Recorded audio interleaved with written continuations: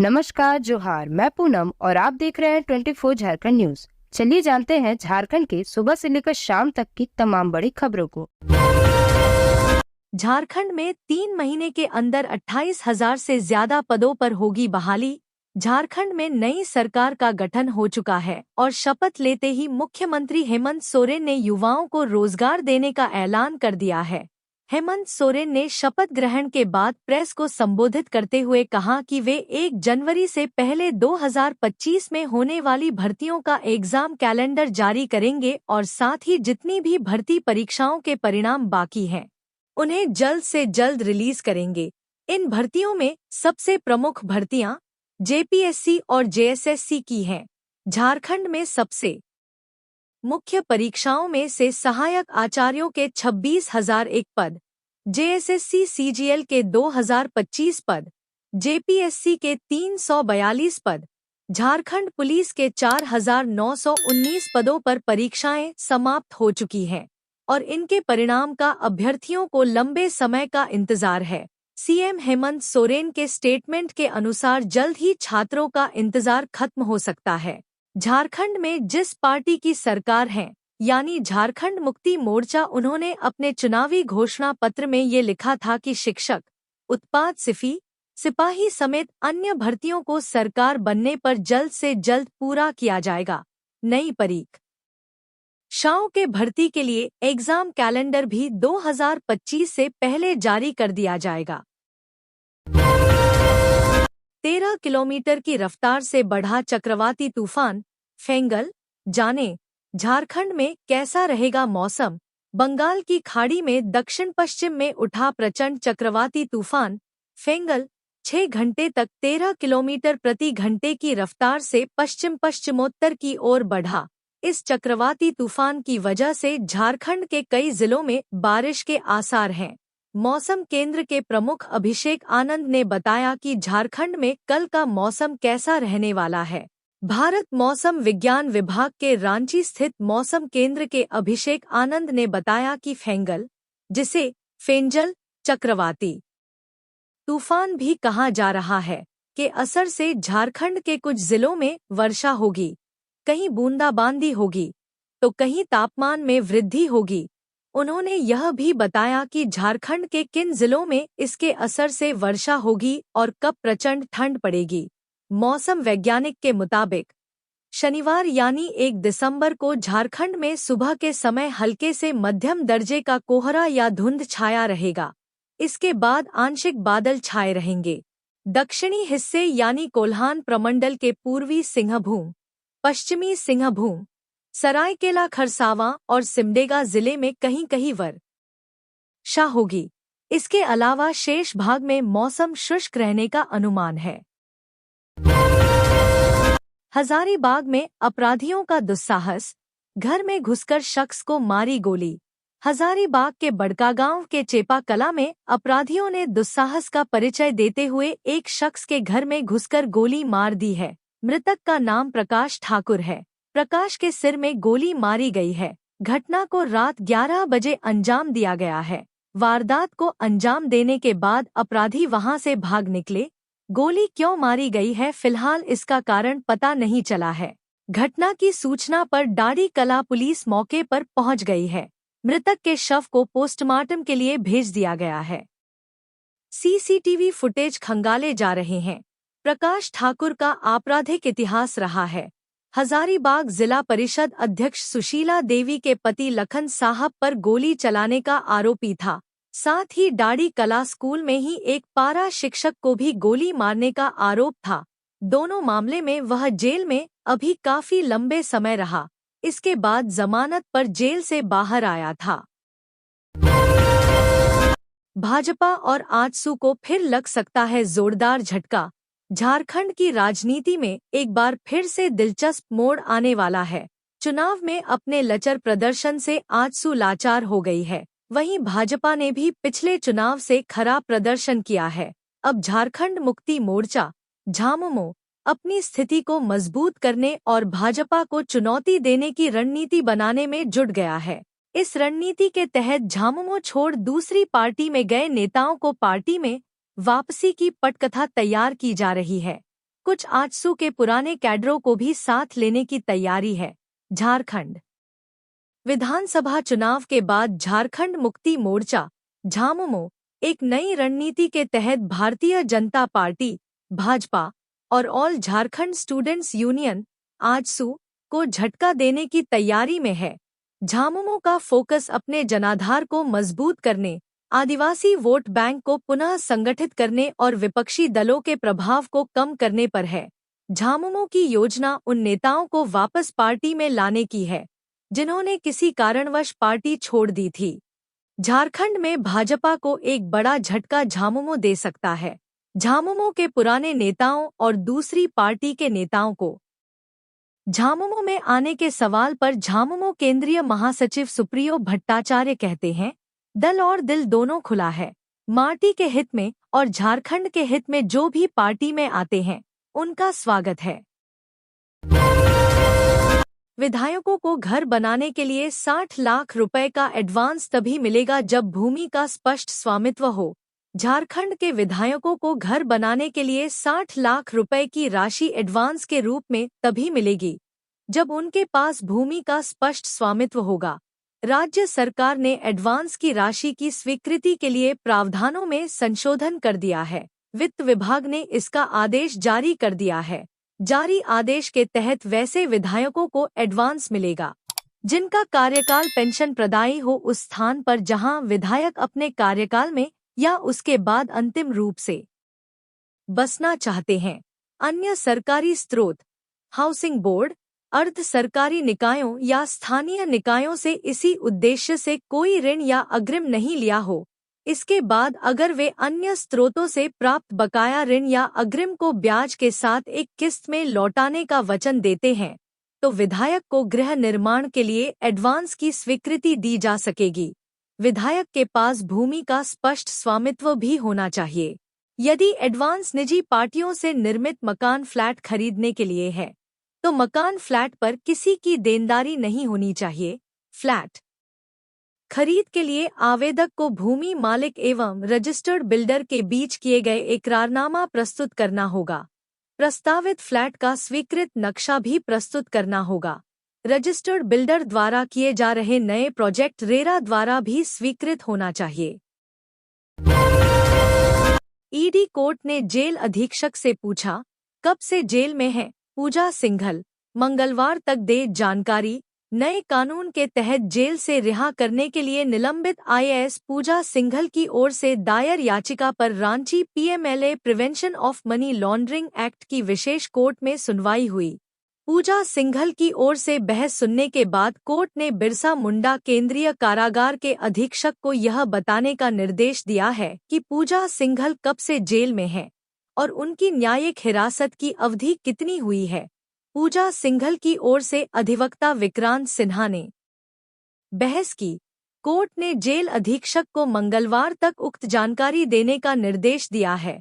पूजा सिंघल के अधिवक्ता के मुताबिक नए कानून के अनुसार किसी मामले में लंबे समय से जेल में बंद आरोपी की न्यायिक हिरासत की अवधि उक्त मामले में दी जाने वाली सजा की 1/3 है तो उसे बेल दी जा सकती है। प्रोजेक्ट में हो रही देरी, 250 बिल्डरों का रजिस्ट्रेशन होगा रद्द। 7 दिन में रिपोर्ट देने का अल्टीमेटम। झारखंड में रियल एस्टेट प्रोजेक्ट्स में देरी से फ्लैट खरीदार परेशान हैं। रांची, धनबाद, जमशेदपुर, हजारीबाग और डाल्टनगंज जैसे शहरों में कई बिल्डर समय पर प्रोजेक्ट पूरे नहीं कर पा रहे हैं, जिससे खरीदारों को फ्लैट मिलने में देरी हो रही है। Jharkhand real estate regulatory authority JhaRERA को इस संबंध में बड़ी संख्या में शिकायतें मिली हैं। झारेरा ने ऐसे 250 बिल्डरों की सूची तैयार की है जिन्होंने अपनी तिमाही प्रोजेक्ट रिपोर्ट वेबसाइट पर अपडेट नहीं की है। इनमें से कई बिल्डर पहले से जुर्माना झेल चुके हैं, जिनके बैंक खाते तक फ्रीज किए गए थे। इसके बावजूद उन्होंने न तो रिपोर्ट दी और न ही जुर्माना भरा। झारेरा ने अब बिल्डरों को 7 दिन का समय देते हुए नोटिस जारी किया है। जिन पर पहले जुर्माना लगा था उन्हें अंतिम चेतावनी दी गई है। अगर तय समय में जुर्माना और रिपोर्ट जमा नहीं की गई तो संबंधित प्रोजेक्ट का रजिस्ट्रेशन रद्द कर दिया जाएगा। दैनिक भास्कर की रपट के अनुसार फ्लैट में देरी से फ्लैट खरीदार दोहरी मार झेल रहे हैं। अधिकांश प्रोजेक्ट 1 साल से ज्यादा देरी से चल रहे हैं। बालू की कमी जैसे कारणों से प्रोजेक्ट 2022 से 2023 में पूरे नहीं हो सके, जो अब 2024 के अंत तक ही पूरे हो पाएंगे।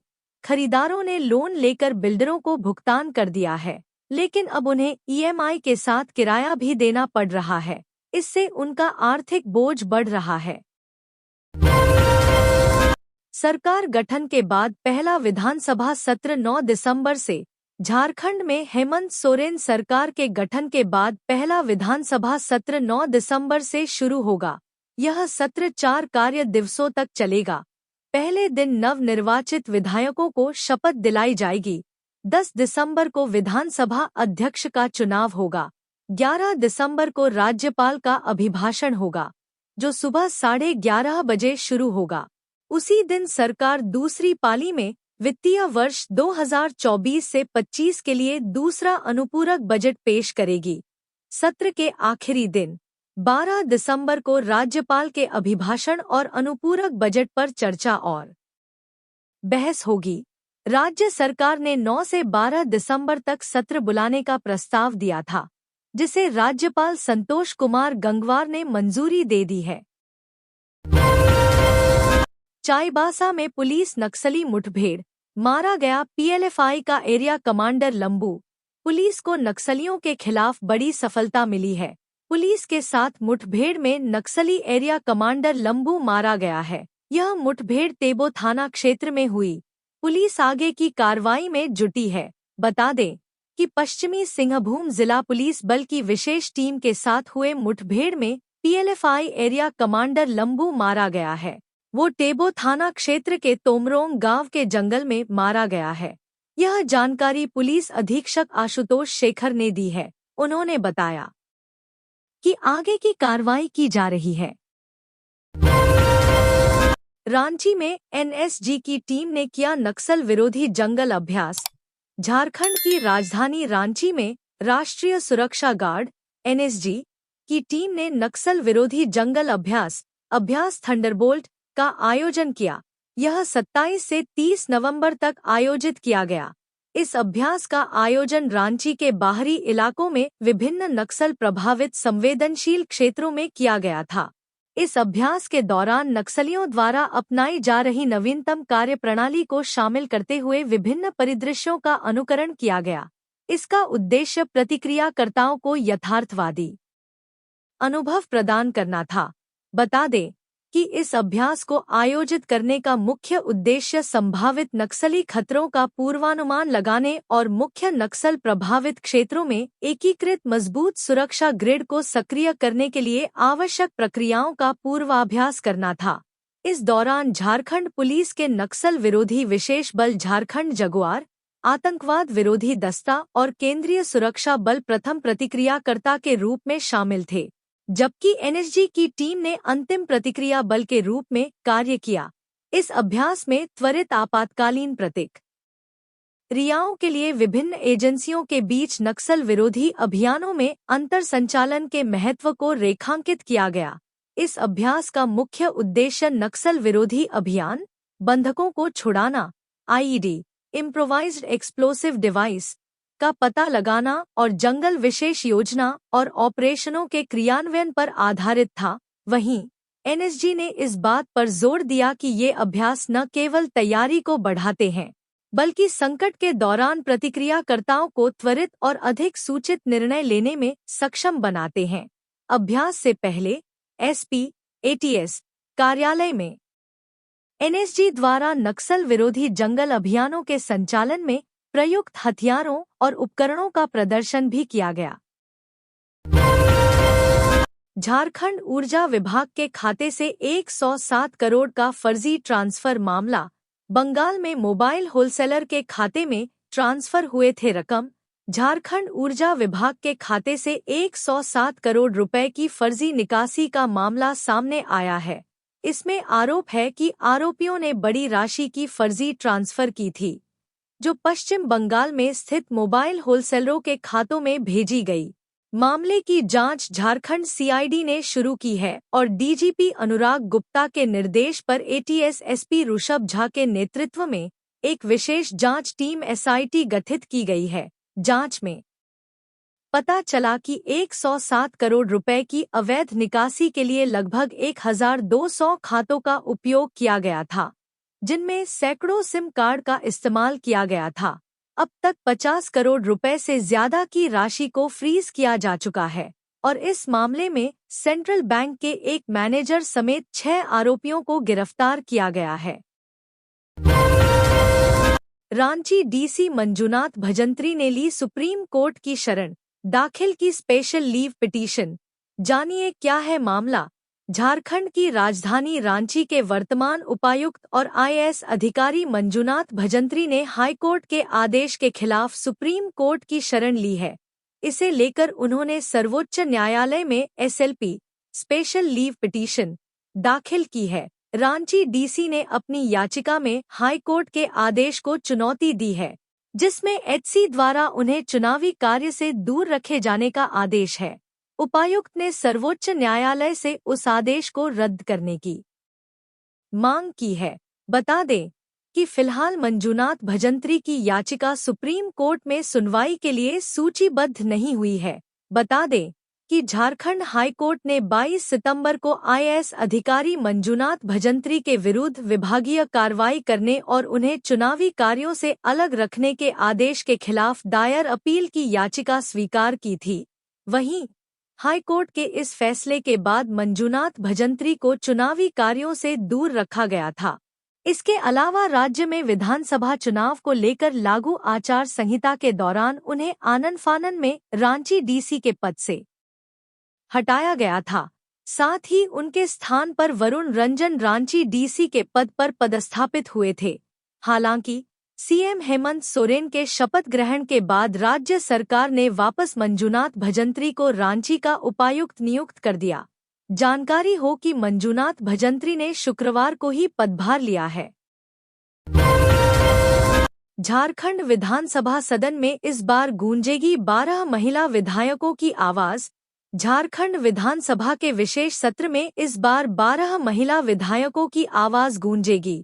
इस बार के चुनाव में 12 विधायकों को प्रतिनिधित्व का मौका मिला है। इनमें कल्पना सोरेन, लुईस मरांडी, सविता महतो, निशत आलम, दीपिका पांडे सिंह, ममता देवी, श्वेता सिंह, शिल्पी नेहा तिर्की, पूर्णिमा साहू, रागिनी सिंह, मंजू कुमारी और नीरा यादव शामिल हैं। बताते चले कि झामुमो के टिकट पर गांडे, जामा और ईचागढ़ में महिला उम्मीदवारों ने जीत हासिल की। वहीं कांग्रेस के टिकट पर पाकुड़, महगामा, रामगढ़, बोकारो और मांड सीट पर महिला उम्मीदवारों ने जीत दर्ज की है।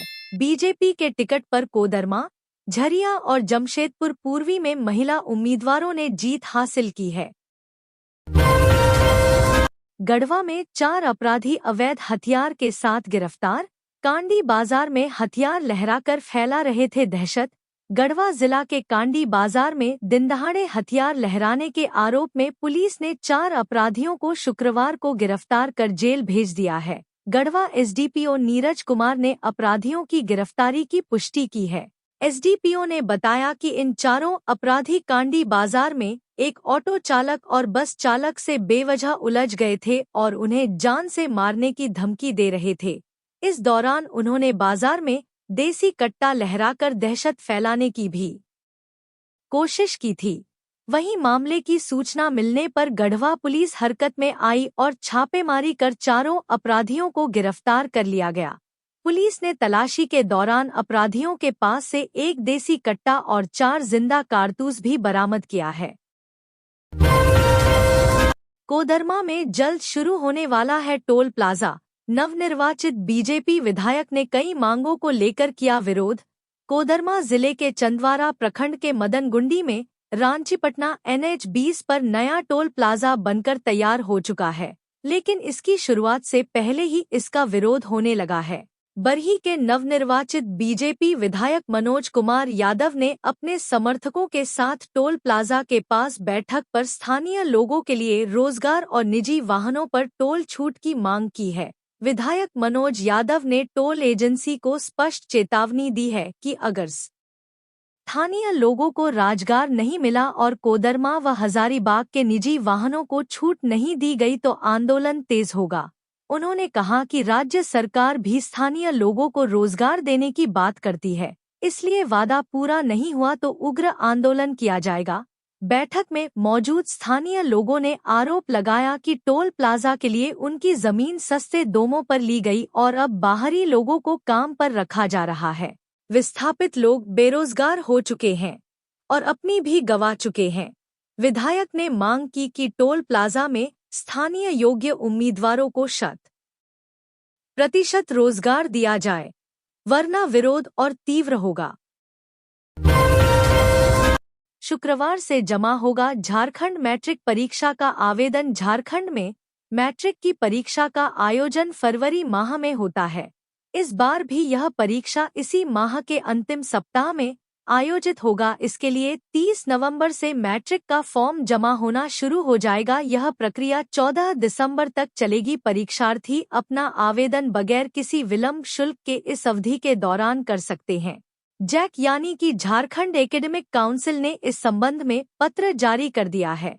जारी पत्र के अनुसार परीक्षार्थी अपना आवेदन विलंब शुल्क के साथ 15 से 21 दिसंबर के बीच कर सकते हैं। जैक द्वारा जारी पत्र के अनुसार बिना विलंब शुल्क के जमा आवेदन को जिला शिक्षा पदाधिकारी 17 दिसंबर तक सत्यापित करेंगे। वहीं विलंब शुल्क के साथ आए आवेदन का सत्यापन 23 दिसंबर तक होगा। वहीं साल 2024 के इम्प्रूवमेंट परीक्षा के लिए आवेदन शुक्रवार से ही जमा होगा। परीक्षार्थी अपना आवेदन आयोग की आधिकारिक वेबसाइट www.jse.jhrkhnd.gov.in के माध्यम से जमा कर सकते हैं। झारखंड में बोर्ड परीक्षा का आयोजन हर साल फरवरी माह में आयोजित होती है, जो कि मार्च के अंतिम सप्ताह तक चलता है। इसलिए इस बार परीक्षा का आयोजन इसी माह में होगा। पहली शिफ्ट में 10वीं की परीक्षा होगी तो वहीं दूसरी शिफ्ट में 12वीं की परीक्षा होगी। इसके अलावा 2026 में होने वाली बोर्ड परीक्षा के लिए रजिस्ट्रेशन जारी है। छात्र 14 दिसंबर तक बिना विलंब शुल्क के रजिस्ट्रेशन करा सकते हैं। रंगदारी के लिए स्प्लिंटर ग्रुप हुए एक्टिव। आगजनी और गोलीबारी कर फैला रहे दहशत।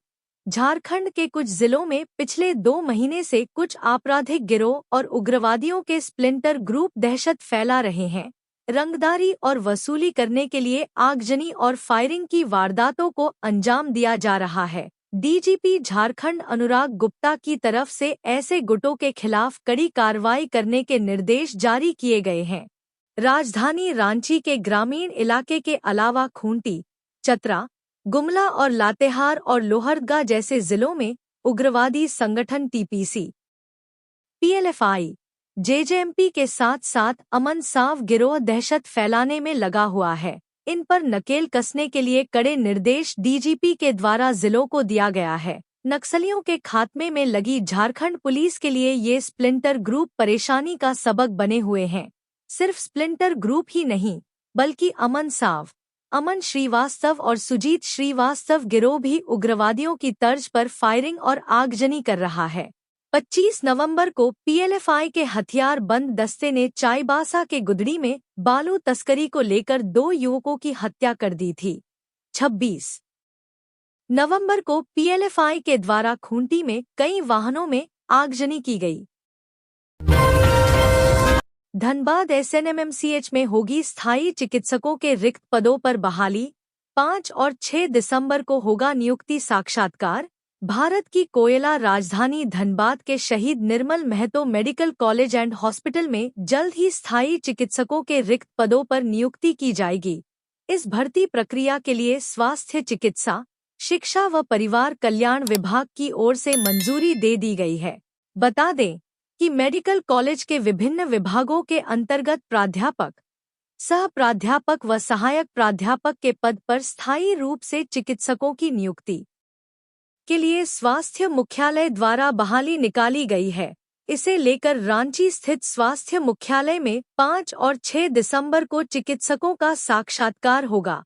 बता दें कि इस दौरान एसएनएमएमसीएच के anatomy, physiology, biochemistry, pathology, microbiology, pharmacology, PSM, औषधि, शिशु रोग, सर्जरी, अस्थि, स्त्री व प्रसव, निश्चेतना, दंत, मनोरोग व फिजिकल मेडिसिन एंड रिहैबिलिटेशन विभाग में चिकित्सकों की बहाली होगी।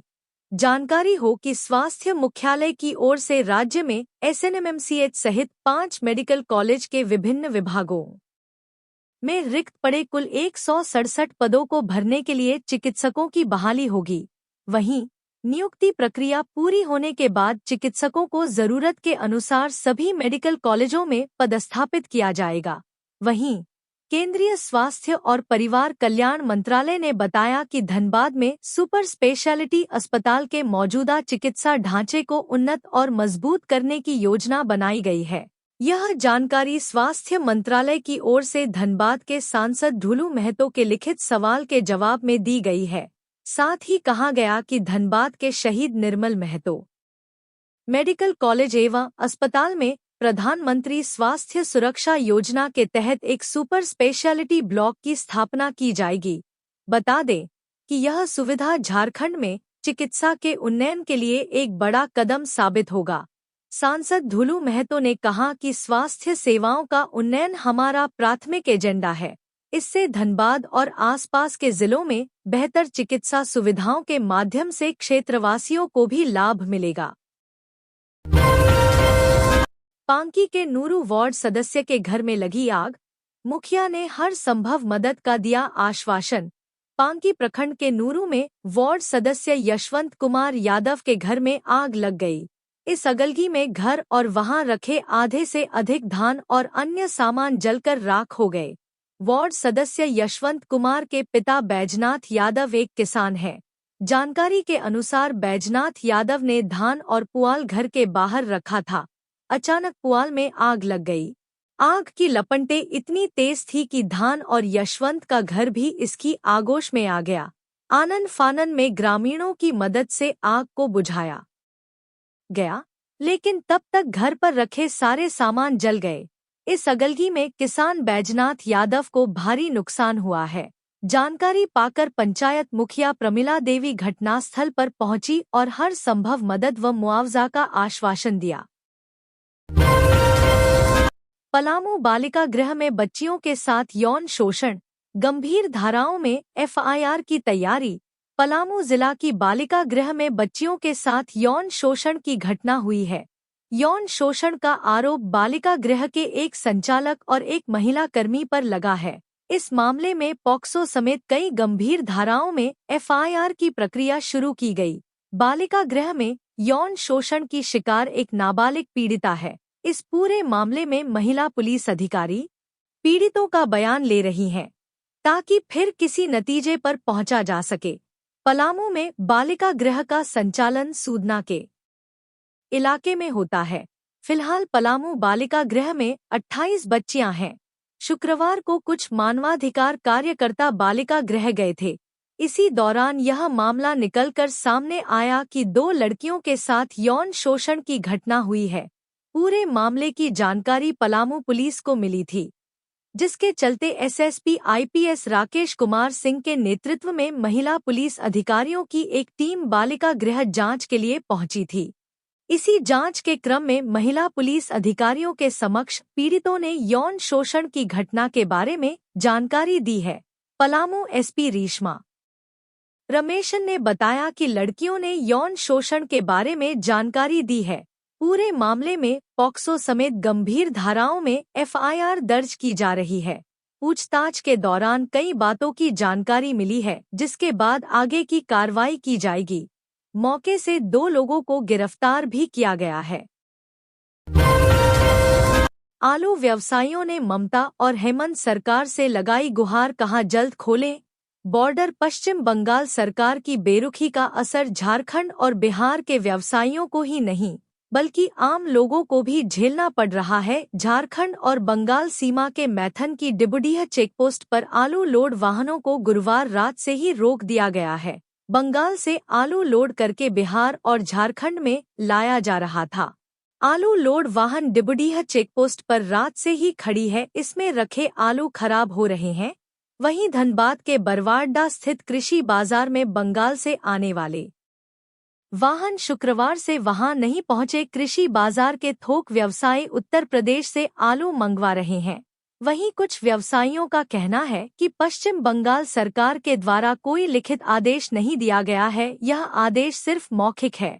डिबुडीह चेकपोस्ट पर वाहनों से वसूली करके छोड़ा जा रहा है। बंगाल सरकार के इस फरमान से हर दिन रिटेल प्राइस में 15 से 20 रु की वृद्धि हो रही है। कृषि बाजार के थोक व्यवसायी लक्की साव ने कहा कि आलू सब्जी का राजा है, बिना आलू के कोई सब्जी नहीं बन सकती है। आम आदमी को काफी नुकसान उठाना पड़ रहा है। बंगाल से आलू की आवक बंद होने के बाद यूपी से आलू मंगवाया जा रहा है। पश्चिम बंगाल से सप्लाई बंद होने के बाद यूपी के आलू के दाम में वृद्धि हो जाती है। सरकार से आग्रह है कि बॉर्डर को जल्द से जल्द खुलवाए। वहीं कारोबारी राजकुमार साव ने बताया कि पश्चिम बंगाल बॉर्डर से आलू आने नहीं दिया जा रहा है। खुदरा बाजार में आलू महंगी होती जा रही है। उन्होंने बॉर्डर खोलने की मांग की है। व्यवसायी विनय कंदवे ने कहा कि झारखंड और बिहार में आलू की सप्लाई मुख्य रूप से बिहार से होती है। यह विषय सीएम ममता बनर्जी अच्छी तरह से जानती है। हर 6 और 3 महीने में आलू पर प्रतिबंध लगाया जाता है। यह कागजी प्रतिबंध नहीं है, सिर्फ बॉर्डर पर ही यह प्रतिबंध है। सीमा पर सिपाही पैसे लेकर गाड़ियों को छोड़ रहे हैं। तो ये थी आज की झारखंड की टॉप बड़ी खबरें। इसी तरह झारखंड की हर छोटी सी बड़ी खबर देखने के लिए आप हमारे चैनल 24 झारखंड न्यूज को सब्सक्राइब करके बेल आइकन प्रेस कर ले, जिससे झारखंड की हर छोटी सी बड़ी खबर की अपडेट आप तक पहुंचता रहे। तो आज के लिए बस इतना ही। हमें दीजिए इजाजत, फिर मिलते हैं नेक्स्ट न्यूज में।